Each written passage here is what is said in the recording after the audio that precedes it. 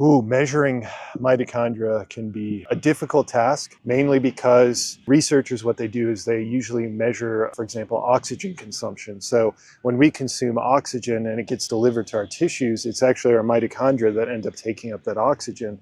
And with the help of nutrients, end up producing cellular energy, the powerhouse of the cell again. If you have mitochondria that are using up this oxygen, researchers can then isolate those mitochondria and measure the amount of oxygen consumption. Now, it's a little more difficult to do in kind of day-to-day basis. Like if a person wanted to get a mitochondrial measure, they could get mitochondrial measures, but it's typically about the proteins or the genes and stuff like that. So it doesn't actually speak to the mitochondrial function. One thing that people can do is measure what's called VO2. And VO2 isn't like a one-to-one proxy to mitochondria, but because they have such a tight link to oxygen consumption,